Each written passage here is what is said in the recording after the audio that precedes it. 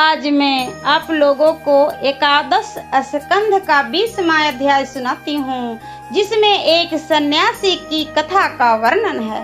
श्री भगवान कृष्ण जी कहने लगे, उद्धव जी, इस लोक में ऐसा साधु तो कोई नहीं मालूम पड़ता जो दुष्टों के लिए दुखों को शांति और धीरज के साथ सह सके, क्योंकि जैसा घाव नीचों की बानी से लगता है वैसा लोहे के बानों से नहीं। हे उद्धव जी, ऐसे अपमान कैसे सहे जा सकते हैं? यह दिखाने को ही मैं तुम्हें एक पुराना इतिहास सुनाता हूँ, इससे तुम्हारे प्रश्न का उत्तर हो जाएगा। क्योंकि दुष्टों से अपमानित हुए और अपने कर्मों का ध्यान करके धीरज धरने वाले किसी एक भिक्षुक ने इस कथन को गाया है, उसे तुम सावधान होकर सुनो। मालवा देश में एक धनी ब्राह्मण रहता था। वह खेती और व्यापार से अपनी जीविका करता था। वह ब्राह्मण अत्यंत कामी, लोभी, क्रोधी, कृपण, अधर्मी और स्त्री देवता सभी के लिए अत्यंत दुखदायी था। उसने अपने घर से कभी बांधवों और अतिथियों का सत्कार अन्न धन से तो क्या वचन से भी नहीं किया। ऐसे दुष्ट स्वभाव वाले ब्राह्मण के स्त्री पुरुष बंधु बांधवों कन्या सेवक आदि सभी बैरी हो गए। इस प्रकार केवल यक्षों की तरह धन की रखवाली करने वाले, धर्म से रहित, दोनों लोक से निंदित उस ब्राह्मण के ऊपर पंच महायज्ञ के देवता कुपित हो गए। उन महायज्ञों के देवताओं के अनादर से धन जोड़ने वाले उस ब्राह्मण के पुण्य नाश हो गए और उसका खेती व्यापार आदि अनेकों मेहनत से जोड़ा हुआ धन छीनने लगा। उस अधर्मी ब्राह्मण का कुछ धन तो ब्राह्मणों ने छीन लिया और कुछ चोरी हो गया। कुछ घर में आग लगने से नष्ट हुआ, कुछ लड़ाई झगड़े में वकील मुख्तरों में खर्च हो गया और कुछ राजा ने नाना प्रकार के कारणों से लुटवा दिया। इस प्रकार धन गवाकर और परिवार वालों का तिरस्कार सहकर इसे अत्यंत चिंता उत्पन्न हुई। वह लंबी श्वास भरकर उसी गए हुए धन की चिंता करने लगा। इसी चिंता और संताप में उस ब्राह्मण को वैराग्य से भरा बड़ा उत्तम विवेक उत्पन्न हुआ। ऐसे विचार के उदय होते ही वह मन में विचारने लगा, अहो, मेरी बड़ी दुर्दशा हुई। मैंने अपने शरीर को नाहक दुख दिया। जैसे मेहनत और दुख से मैंने धन जोड़ा था, वैसे ही वह धन धर्म काम में न लगाकर अकारथ ही नाश हो गया। सच है, कृपणों और अधर्मियों का धन कभी सुख नहीं देता, या फिर यही नहीं, किंतु वह धन इस लोक में जीते रहने तक देह और मन को संतोष देता है और मरने पर धर्म न करने के कारण नरक में गिराने का साधन बन जाता है।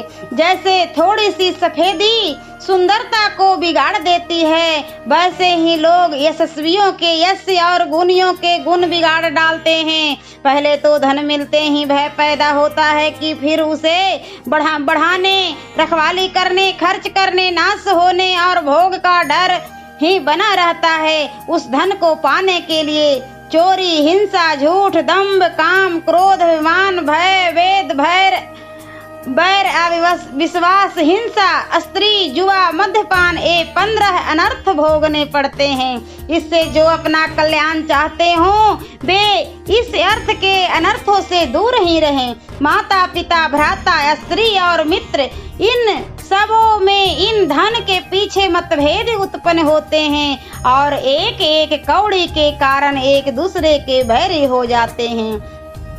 चाहे धन थोड़ा हो या अधिक, पर संताप देता है और इससे संतापित होकर लोग आपस में डाह करने लगते हैं। क्रोध में आकर आपस में प्रेम को तोड़कर उसे घर से बाहर करते हैं या आपस में मारपीट करने लगते हैं। जिस शरीर के लिए देवता से प्रार्थना करते हैं उसे पाकर उसमें भी ब्राह्मण का चोला पाकर उसका अनादर और अपने स्वार्थ मोक्ष का नाश करते हैं। वे लोक में सुख भले ही उठा ले, लेकिन परलोक में ऐसों को नरक ही सहना पड़ता है। तब इस देह से जिससे स्वर्ग और मोक्ष की प्राप्ति हो सकती है, धन पैदा करके कौन बुद्धिमान पुरुष उस धन से मोहित हो अपना परलोक बिगाड़ेगा?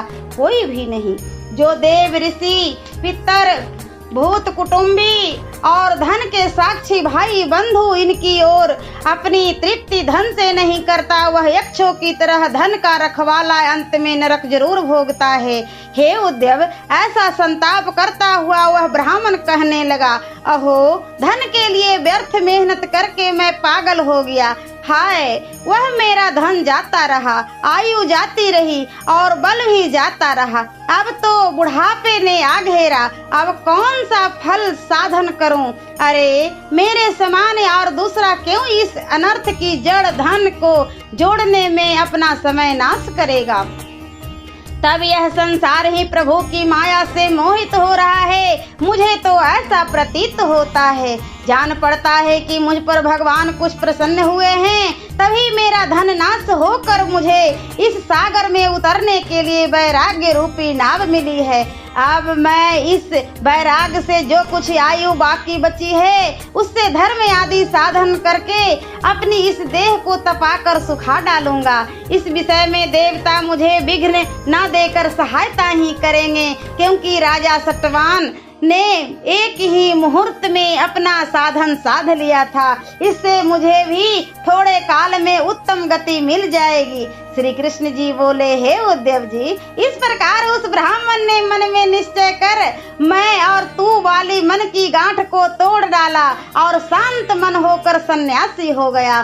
भिक्षुक बनकर मन, इंद्रियों और प्राणों का स्वाधीन बना, सबसे मोह रहित हो इस भूतल पर घूमने लगा। हे उद्धव, उस मैले कुचैले अवधूत को देखकर नीच पुरुष अनेक दुख उसे देने लगे। सन्यासी दुष्टों को दिए दुख को और देह आदि के भी दुखों को अपने प्रारब्ध के बस भोगते हैं।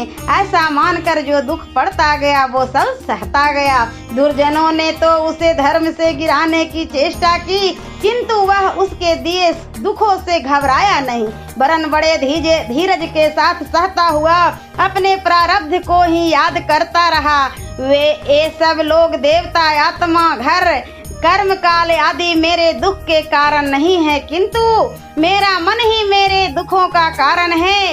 यह बलवान तन पहले गुण की वृत्तियां को प्रकट करता है, तब उन वृत्तियां को सात्विक, राजस और तमस वाले अलग अलग कर्म उत्पन्न होते हैं। फिर उन कर्मों से देवता, मनुष्य और पशु आदि की योनि में जन्म होता है। इस प्रकार यह मन संसार चक्र में घूमता है। आत्मा को यह संसार या विद्या के कारण मिलता है, आप से नहीं।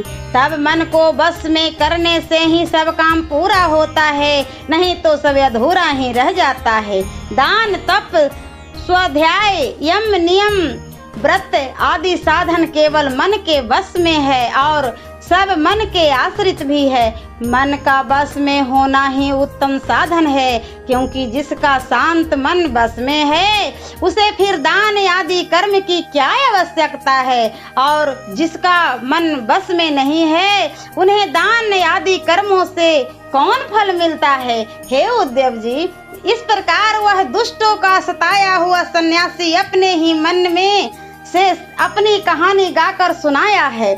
इससे बोध होता है कि जीव को दुख सुख देने वाला और कोई नहीं, केवल उसका अज्ञान ही है। वह सच्चा नहीं किंतु झूठा ही है। इससे हे प्यारे उद्धव, तुम भी सब झंझटों को छोड़कर मुझ में मन लगाओ।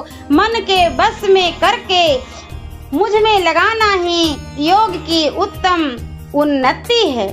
ओम नमो भगवते वासुदेवाय नमः। और एकादश स्कंध का 21वां अध्याय, जिसमें शंख शास्त्र का वर्णन है, मैं अगले वीडियो में सुनाती हूँ।